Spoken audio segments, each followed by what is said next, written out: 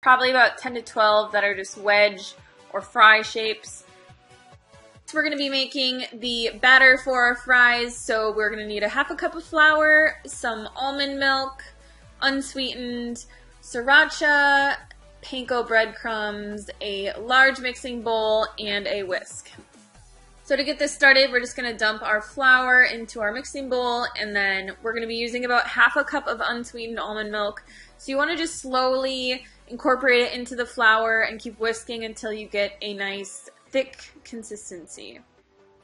Next, we're going to be putting in some sriracha to make it nice and spicy. So we'll use about 2 tablespoons. You can use a little bit more if you like it spicier, but I find 2 tablespoons works pretty well.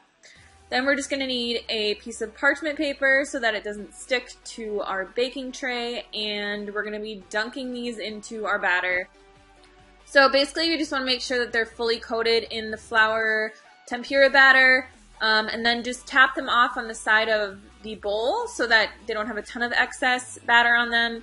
Don't worry about, extra batter getting on the parchment paper. It's just going to literally add extra crunchiness to this, and you can cut it off and just add it into the sushi rolls.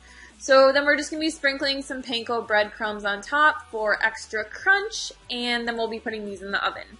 So we want to set our oven at 450, and we'll be putting these on the middle rack and cooking them until the potatoes are totally cooked and you can pierce them with a fork.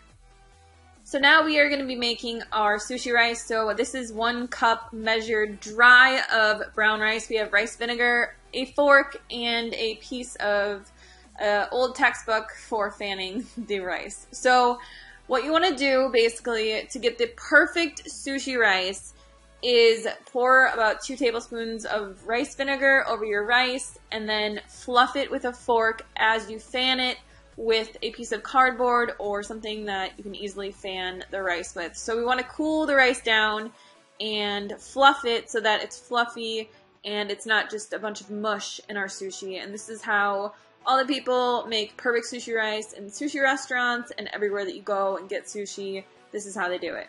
So basically we just want to fan this